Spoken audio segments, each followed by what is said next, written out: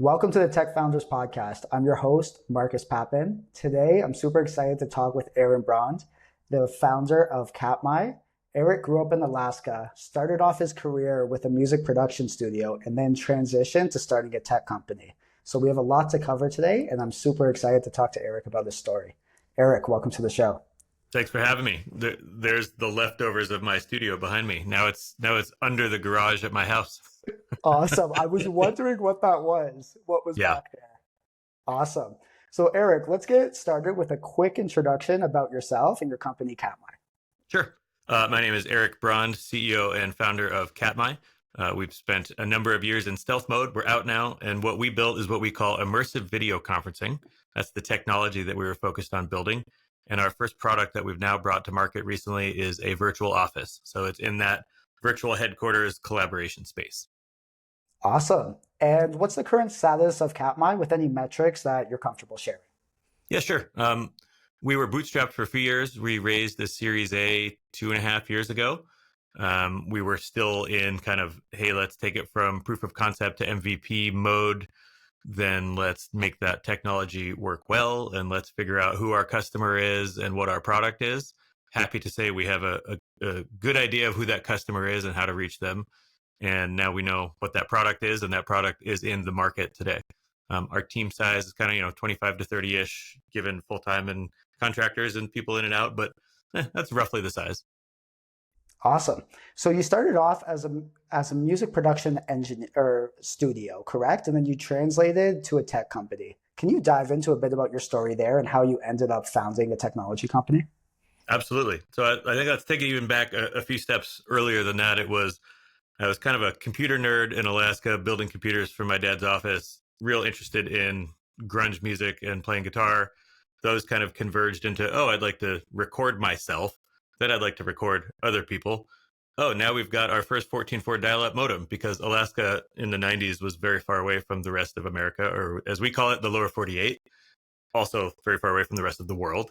You literally can't go anywhere without stopping in Seattle first, right? So Yeah. that just like evolved over time. I was playing in bands and dropping out of college a bunch of times. I should be a doctor and a lawyer at this point with how many years I spent in college. I'm happy to say I do have a Bachelor of Fine Arts in music. And so the seven-year program there, that led to, so I finished at NYU, New York University, and started kind of my next chapter as a music producer. And then that turned into a video producer. And then it was kind of all things audio video production. And then I had a studios in Brooklyn and opened an office in Los Angeles, and wound up doing a whole bunch of work for companies like the New York Times. And we did some things for Amazon and big record labels and Food Network. I have one viral video I've made where I think it's you carve out a watermelon, you fill it with rosé and vodka, you put a tap on it, but somehow 400 million people have seen this video for the Food Network. I got no extra royalties for that, by the way, but I can say I've produced one viral video. And so that was kind of the journey, was audio video production, and that got bigger and bigger. And then fast forward to, January of 2020, nothing is scheduling. And you're like, wait a minute, what the hell is going on here? Why can't I book anything? This is weird. And it was really ultimately a sign of things to come. So. Oh, interesting. So towards the end, because I know Katmai was founded in 2020. So you Yeah. found that things were slowing down in the music production space. And then how did you get started with the original idea for Katmai and eventually turn that into a business? Sure. So it was very much a phase of like, I think there might be something going on in the world. Oh, it's COVID. Oh, it's a pandemic. Oh, we all live at home now. Okay. And so during that time, in replay, it looks like a montage from an 80s movie of me just on like phone calls and headsets and videos and webcams trying to figure out what the hell to do with my life now, because my wife and I and our pets and our very young children left New York City and went to the Catskill Mountains and rented an Airbnb to figure out what the hell, like, what's next. And I kind of became a consultant, and then I was working in broadcast and like helping companies do their all hands that was supposed to be in a convention center. And now it's broadcast from the president's backyard, right? So we're like figuring that stuff out. And this is before everybody understood what Zoom was. There was a time when people didn't understand had never heard of Zoom, right? Yeah. So during that time, I'm kind of like white labeling some stuff, reselling some stuff, consulting, just like anything we could do in audio, video, computer communication space to help people keep moving forward, because we could no longer make videos in closed rooms in person anymore. And that evolved to, I got connected with an engineer in the Netherlands, a gentleman named Gerard. And he had at this point put together a proof of concept of what the original kind of like early idea was here. And I reached out to him and was like, hey, what is this? This is pretty cool. You do anything with this? and we met, and ultimately I made a deal with him, and he came to work at this new company called Katmai, and we started this thing and recruited a few people in this early days with no specific goal in mind other than this is a really compelling idea. And I saw that proof of concept, which at the time almost melted my $5,000 iMac. It was one of those like tricked out iMacs, but like you open it and it's like this fan sounds like a 747, and all of a sudden you could heat your house with it in like 2 minutes, right? Because it was a proof of concept. It was just like a fun thing. And so ultimately what we did was find a few people online through friends of friends of friends of friends. Nothing formal, no recruiter. This is like early pandemic, and built a team that was like, hey, if we can make this technology turn into something, if we can refine this to where it actually like works on lots of devices. I knew the first 5 seconds I ever like saw the ideas was like, oh, this is like global applicability. This isn't just for like work. This is the combination of video conferencing and video gaming in one, because we take your webcam and we put you in a 3D environment. Now, if we can make that 3D environment look awesome, we're going to appeal to a whole different set of like gamer types. But, you know, like when you look at the virtual headquarters landscape today, you see a lot of like top down kind of like Legend of Zelda-esque, you know, Nintendo type, you know, graphics, right? And there's proximity as your little avatars get closer, you kind of see each other. Our idea was different. We're like, this is fully 3D. This needs to look expensive. It needs to feel expensive. It needs to represent your brand in a way that would be like, oh my God, I'm proud of this. Like, holy shit, look at how fancy we look, right? And that was really why it took us so long in stealth mode to productize this, because first it was technology. And then secondary was like, okay, technology works really well. Now our addressable market is billions of devices, not some headsets that people might wear, but it's like the computer you already own, or the phone you already own, or the tablet you already own, right? Interesting. So who are your ideal customers, and who are the people who are usually using Katmai? Yeah. So we have a virtual office product. It's our B2B SaaS product. You can go sign up for on the website, learn how to use it on the website, adopt it yourself. The first easiest subset of customers I would call the SMBs, the smaller, fully remote company. That's where it adds instant, obvious value, because you're already distributed. You now have the best of the best qualities of being in an office together. It's that like, hey, do you have 2 minutes? People call it the water cooler chat, but really it's like, I see you, you're there. I don't want to schedule a meeting with you. I don't want to schedule a meeting tomorrow. I just want to talk to you for 2 minutes. But if I'd called you, you'd look at me being like, is everything okay? I hope someone didn't die. I would have to text you to see if it's okay to call you. So that's out the window. Slack is like an endless hole of written communications that just kind of never ends. In Katmai, it's just like, hey, knock, knock, knock. You there? Can we talk about this for 2 minutes? And then, oh, look over there. There's Marcus. Let's bring him in. He can answer his part of the question. So it's like, it just short circuits all of the like mess of having to schedule stuff, right? Mm-hmm. Like one of our customers quotes is like my favorite. He goes, Katmai turns tomorrow's 30-minute meeting into today's 30-second conversation. And it's like, that is what it does. And so we have a phrase, it's delete your fucking meetings. Just delete your fucking meetings. Look at your calendar. It's insane. My calendar has 0 meetings on it for my company. Everything that's on my calendar is external because I have to live by other people's norms. But after this, I'm going to go back to my office, my virtual office. It'll be evening. So there's only going to be a handful of people there, mostly West Coasters or the guy in Alaska, maybe. But like, I'll be able to go like finish out my day and have those conversations impromptu. So. So you said that most of your customers, you have the B2B software product that remote first companies use. But as you were explaining it before, it sounded like there was an aspect of gamers who would potentially use your product. Are those some of your users, or is it more focused towards, yeah, smaller B2B companies? Interesting question. It's a good question, and I'll get there a little bit through a journey. So we've talked about like the immediate value with the fully remote smaller company, and why the smaller company piece is interesting is like there's no like up and down, gotta like roll this through layers of middle management and figure it out. It's like one person can be like, hey, this tool solves some of our problems. Let's use it now. Okay, great. Let's start the free trial. Easy, right? Easy to start, easy to stop. But it's like not a lot of red tape, not a lot of layers. All you have to do is agree on a way of use effectively. Like someone has to be the stakeholder and say, we're going to use this Monday, Wednesday, and Friday for 2 hours, or we're going to have our stand-ups in this. Or some of our customers use it Monday through Friday, 9 to 5. So that's interesting too. Then you can move to the other two categories here are the hybrid workforce, and that company usually gets a little bigger, we've seen. And then there's enterprise, and most enterprise is back in office. The larger the company, chances are they're being recalled to the office. What we've found, though, in the last kind of 6 months, the in-office companies also have ways they want to use Katmai. And it's different because if you're in office, let's say you're a 1,000 person company, you might have 5 offices spread across the country. You're not just in one metropolitan place. In the last 5 years, your workforce has probably moved and never told you, or moved to something more rural. And maybe now you report to the Chicago office, even though you got hired in the New York office. So there's still like distribution networks for large companies. Large companies are still trying to figure out how to have inclusive digital experiences, spend less money on offsites, spend less money on this, that, the other.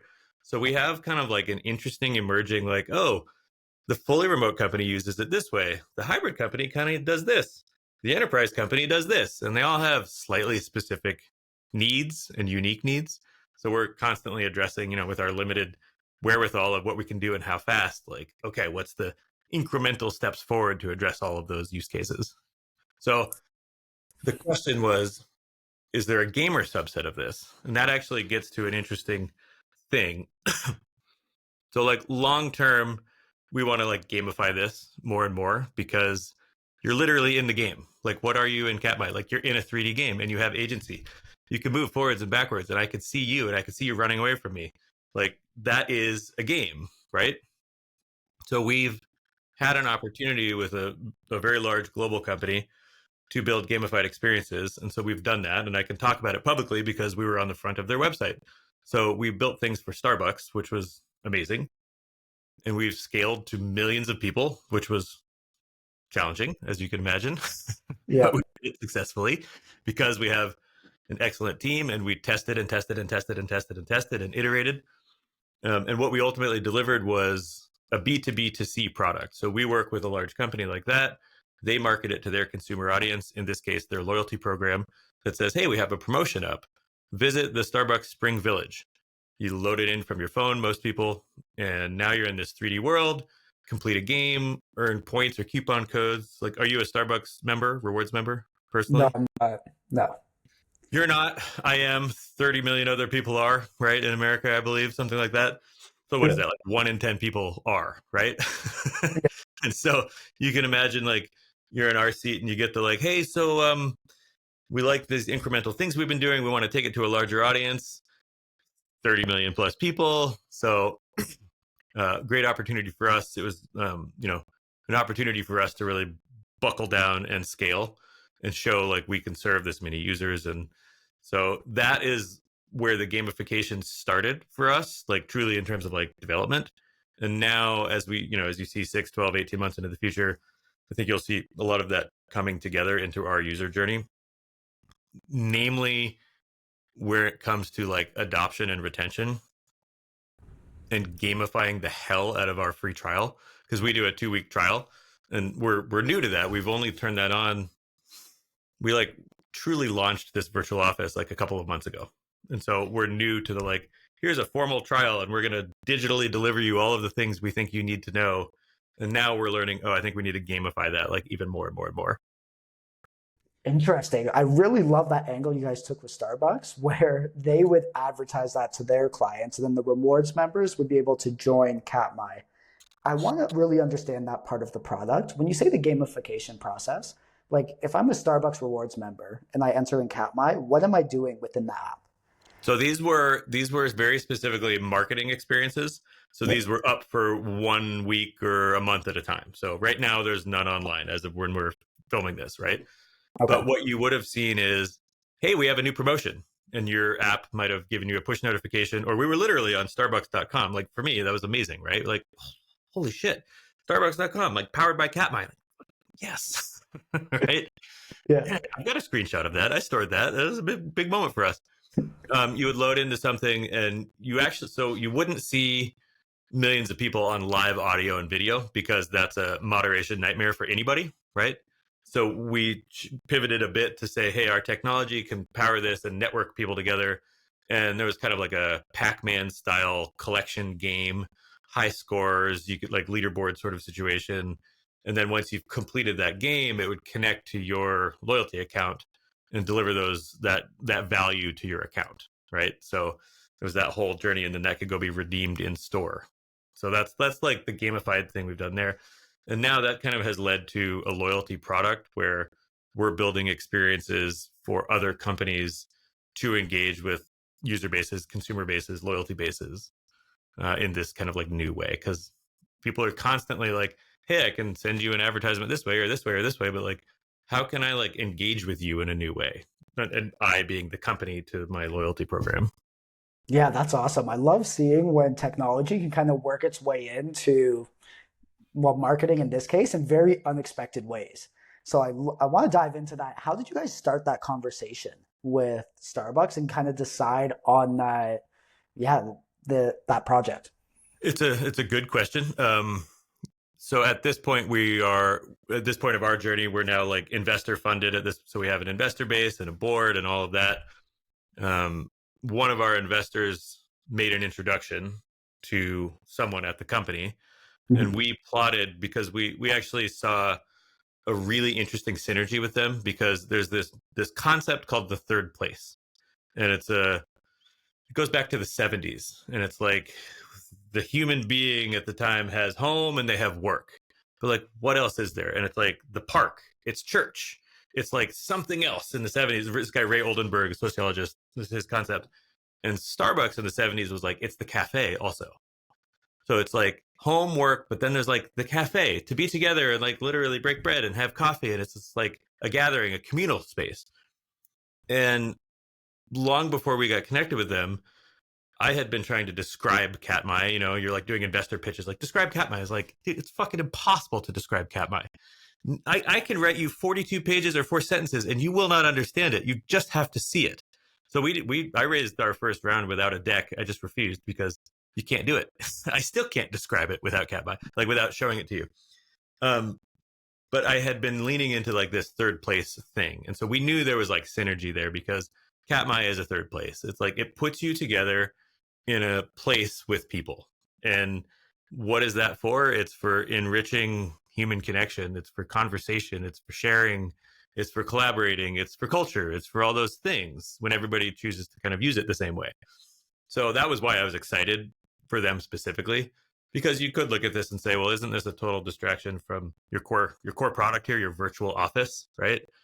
But I also have to look at this from like, well, no, we created technology. That technology is going to have eventually different product verticals and different ways we can leverage the technology. And if we can use it to connect a brand with millions of people, great. If we can use it to connect a 10-person company to each other, great. Let's do that a million more times too. But so um, back to your question of like, how did you get connected? So we get an introduction, and what we chose to do was kind of put our best foot forward because in Katmai, we can build highly customized digital twin realistic spaces, and then we can join them together from our devices. So that's pretty cool. Like we we could build this room, and then I could bring you to this room. Like, would that be a good use of our resources today? No, but like we could do that. So we built the first Starbucks. It was the Pike Place Market, their like flagship location, and we built it, and we took our first meeting in their Starbucks that they had never seen before. And the look was kind of a like, "What the fuck are you guys? Like, what is this? Like, what's going on right now?" Right? And it's like, my goal of that meeting was to get another meeting, and we got another meeting, and then we've like developed a great relationship and have done more and more things over time with them. That is interesting. I really want to understand that perspective because, as you mentioned, you can look at this sort of offering and say it's different from your core offering. But from what you're telling me, it sounds like the real core offering is the technology. And then these are just use cases to the technology. But then my question will be when you look at this Starbucks implementation and the other ones you have plans like it, does that require a lot of work on your guys' end to be able to create those unique experiences for that client? Or are you guys able to quickly spin that up based on the technology that you have built? Every day that goes by, it's faster and faster and faster for different reasons, right? Like, as you create technology and create a software company, you're constantly making a decision of like, should we build a tool that works for us to make things go faster, or should we build the feature for the user? And like, you go down this thing like features for users, and then every once in a while you're like, oh boy, now I have to do like 300 things manually, and I have to click the same button 1,000 times. Like, we better build that tool. So that all just goes to like, there's technology, and you can spin up these kind of like boutique bespoke things, but over time it becomes more and more platform based, and it's less of a lift to kind of structure a specific experience. So that's all to say, we can do things today much faster than we could 6 months ago, and 6 months before that, and 6 months before that. How fast we'll be able to get those done, only time will tell. But we're very focused on, we have built a fully automated digital office, like virtual office product. And it's a SaaS product where, without any intervention on Katmai's side, you, Marcus, can go sign up and start to use it. And you can learn how to use it, and you can pay for it, and you can cancel it if you want to. I hope you don't. But like, we built that full, like fully automated end-to-end digital experience. Yeah. We've definitely found like the human touch helps, because we're talking about change management. We're talking about a way of work. We're talking about a new concept. And like, it definitely helps to have the conversation live. So the best thing I can ever do to get someone to understand how Katmai's virtual office might help their business is invite them into our office directly. Because what you're going to see is like, listen, there's 28 other people and you and me in here.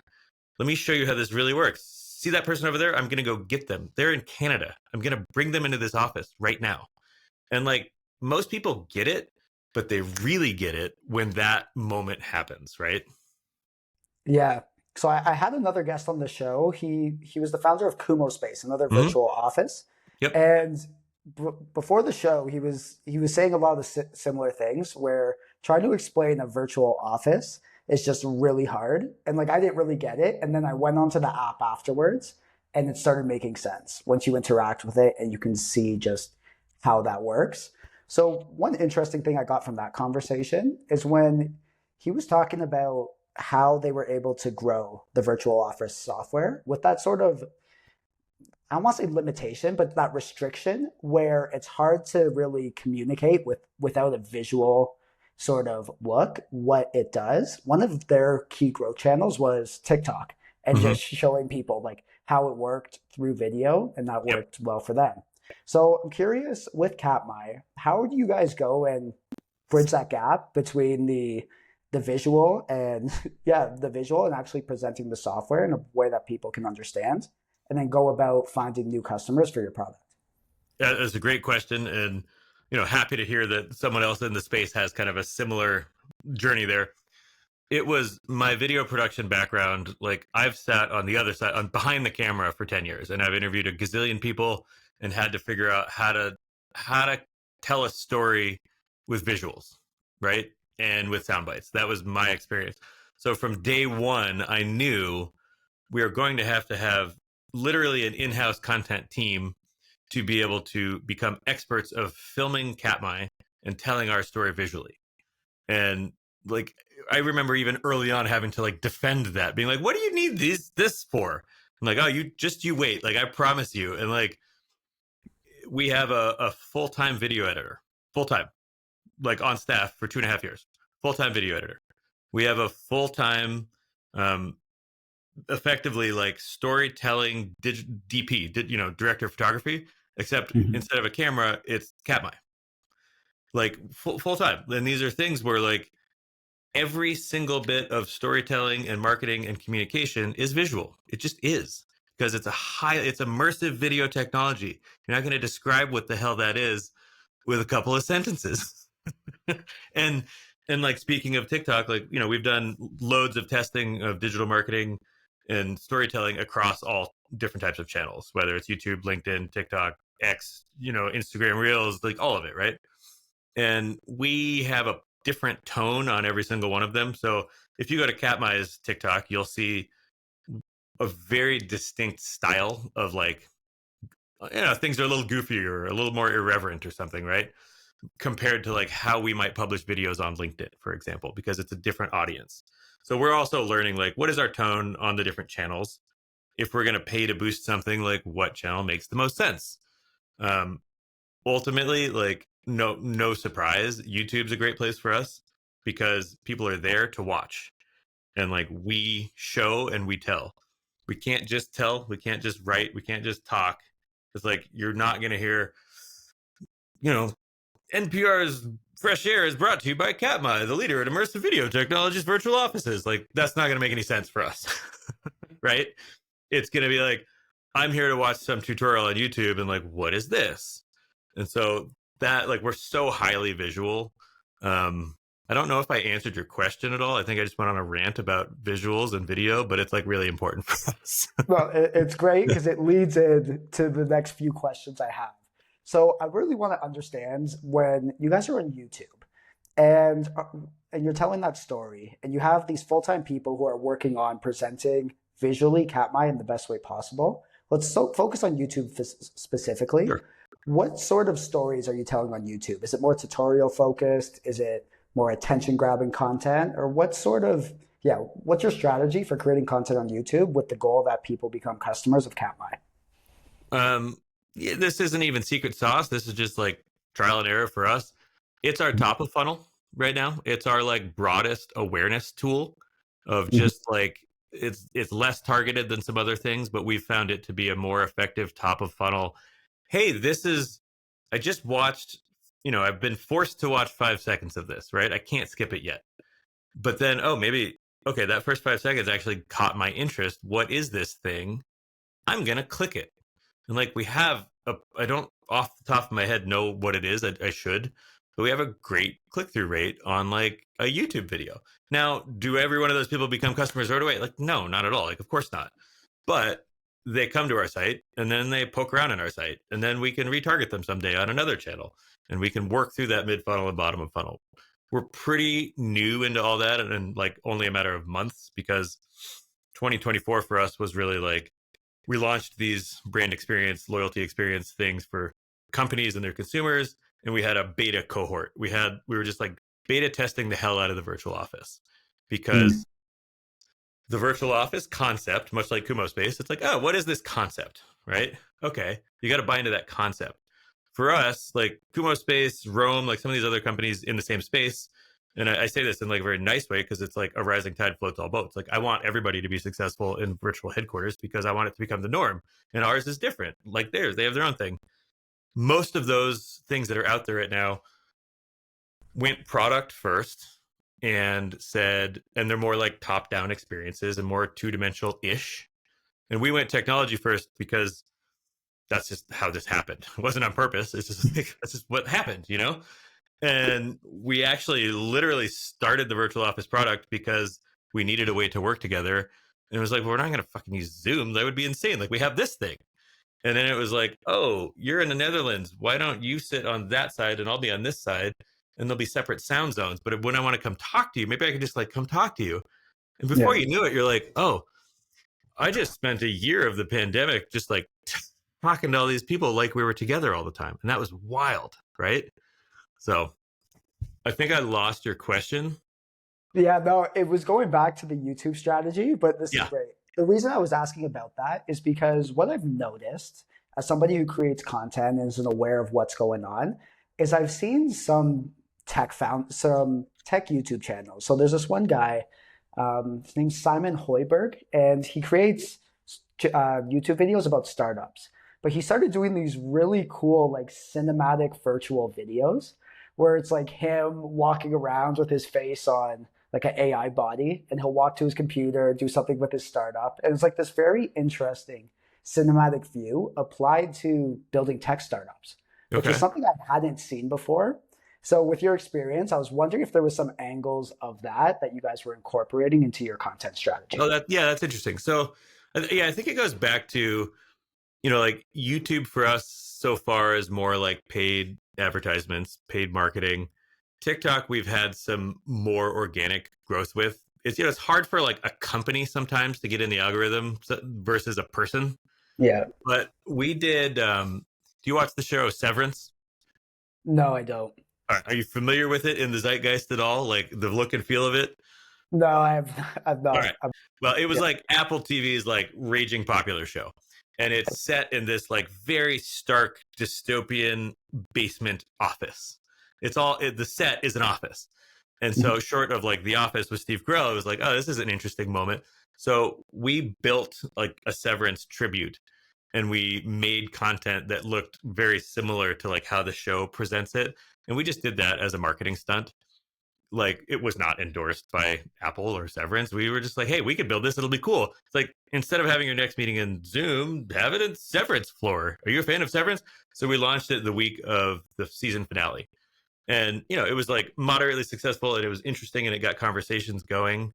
But what was interesting is we got like 10x more interaction on TikTok than we ever had on our Severance videos. Because it was like people started debating character shit in the comments of that had nothing to do even with us. It was like, hey, I'll take it. Like, all right, someone's engaging here. So, yeah, we definitely approach the different channels differently.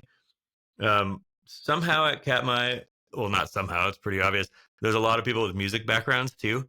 And so we try and like intersperse humor and music into that stuff as best we can in a way that like wouldn't resonate on a LinkedIn post necessarily. Mhm. Yeah, no, I love hearing about that because I see in this, like, as we were talking about before the podcast, sometimes you have a lot of like business content. It can be very cut and dry and it can be very to the point. So Yep. it's super cool to see like what you guys did with the Severance show and bringing that in. When you can bring kind of this stuff from popular media, something that's a bit more sensationalized, and work it into an industry that's usually a lot more drier. And I think that can do a lot for building brand awareness and just making something that's different than anything anyone else has. I used to like joke, like, sometimes I get sick of like, oh, what do you do? Oh, I don't want to pitch. I just want to like, I work in software, but inevitably it's like, well, what are you doing? What is the product? And I'm just like, I'm just trying to have a beer here, not talk about work. It's Saturday at a kid's birthday party. So I Yeah. started to be like, oh, I just created the world's most boring video game. The Office simulator as a way to kind of like not have the conversation. But then our team turned that into like a pretty hilarious video game trailer. They like mocked a AAA title video game trailer, and it's like and like Yeah. titles and explosions and like all sorts of shit. And it's been funny to see like, oh, that actually resonates with some people. Some people click on that, like that kind of content. And then we also have some incredibly dry and sterile content that just could be sent to an executive at a 5,000 or 500,000 person company, right? Like we have to toe the line with the channels there Yeah. because more often than not, like we'd want to go be more irreverent, but it's like you also need to be taken seriously too. Yeah. So we're still figuring out that balance for sure. Yeah. So going forward, obviously this is a new technology that you guys are developing. And this it seems to me from the conversations I've had that the virtual office space started in with the pandemic in 2020. And it's a trend that's going to continue to grow in the future. I even remember when I first started my first tech job in 2019, we had two offices. One was in Toronto, the other one was in Montreal. And sometimes we'd have some teammates in Montreal and a few of us in the Toronto office, but we take our stand ups sitting at our desks in the computer because if there's somebody else in another place, you're just forced to take it online. Yeah. So this is a trend that's going to continue as the world becomes more remote. What sort of things do you foresee in the future, and how do you see the specific industry evolving going forward? Yeah. Again, I go back to that like I love that there's other players in the space and they were born all around the same time with slightly different approaches because you all learn from each other a little bit, and like a rising tide truly like floats all boats. And like, I love that like this concept can be normalized by other people, and it's not just going to be me being like, I think the virtual office is the da da da, right? Um, you gave it was an interesting anecdote there about how you took those stand-ups. So we have a customer base in Norway, like in Scandinavia, but like specifically in Norway. And I attribute that a lot to they're generally like a few steps ahead of the US in terms of digital adoption, digital competency, infrastructure, high-speed internet everywhere, work-life balance, like all these things. One of our customers, maybe I think they're like 20 or so folks. 18 of them are distributed and 2 are in the same office. And when they take meetings, two of them never sit next to each other. They always go to a separate room and log on to Katmai or whatever digital thing they're on, because everybody's on the same playing field there. And I just like love that as a like, oh, well, we wouldn't want to like make it weird. We all just want to be doing the same thing, even if we're in the same space. So I love that. I can only give you this on our experience, but I am seeing small, medium, fully remote companies as easier to adopt and easier to find via digital marketing. Obviously the enterprise company is a much longer sales cycle. So right now we're working with, we've got business with a decent sized team at a massive company, right?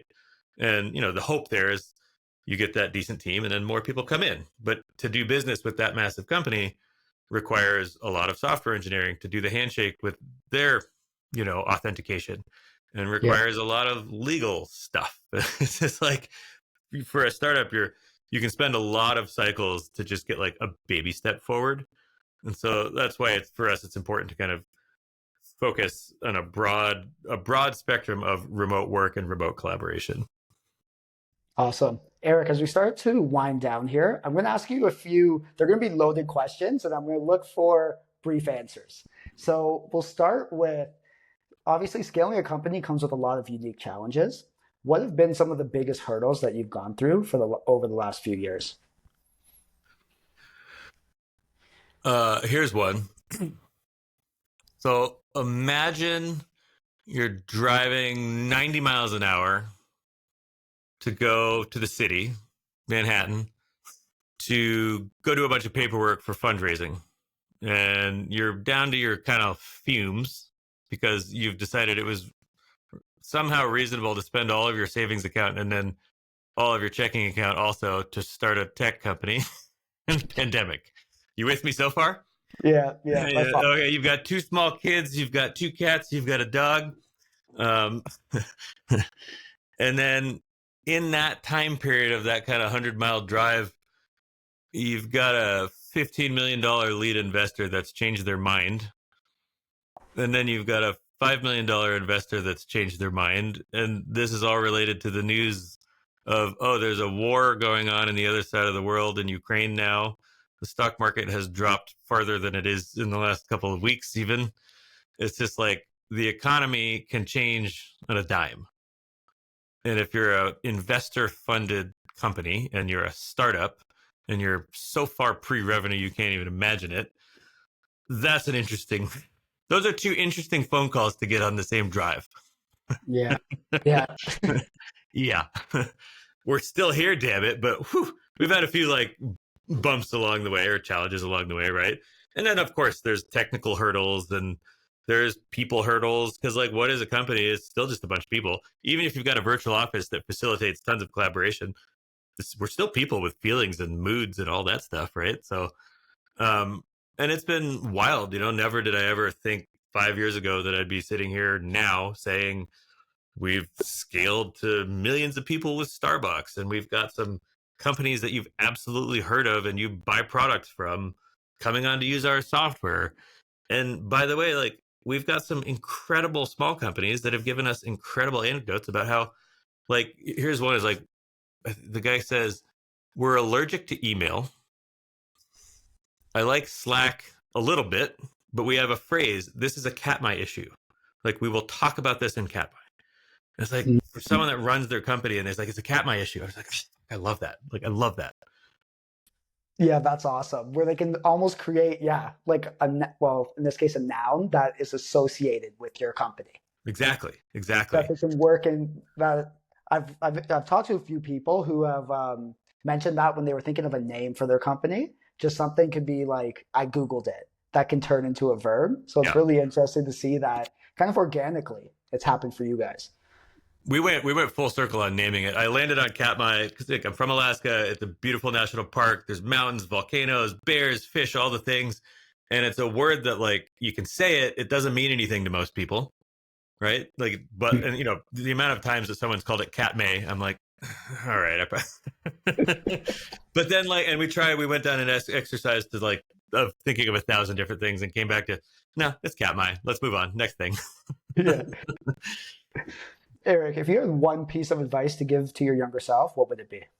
To my younger self, Yeah. lay off the carbs. More meat and veggies. Yeah, you don't know it all. Honestly, like it's a. I go at 1,000 miles an hour. I go a little bit slower these days. The thing that took me a while to learn was oh, there's a lot of other smart people out there. I should surround myself with them and maybe listen to them a little more often. And like, thankfully, I had learned that lesson pretty good by the time I started Katmai. But what's been so honestly like rewarding about this journey is the team is rich in diversity and different experiences and different expertise. And this technology has kind of attracted like a very broad group of individuals that all have something like pretty important to add. And the flip side there is like there's a lot of people with a lot of opinions of like what we should be doing, and I kind of have to synthesize all of it, and like ultimately we have to make decisions one way or another. But I feel like really lucky in this whole journey about how many like smart, awesome people that have been able to surround myself with. Awesome. And Erik, where can people go online to learn more about you and Katmai? You got to learn how to spell Katmai first. So it's katmaitech.com, and that's KATMAITECH.com. Katmaitech.com. Awesome. Erik, this conversation has been fantastic. I love the conversations where I don't even have to look at my script because we just flow in whatever way that comes up.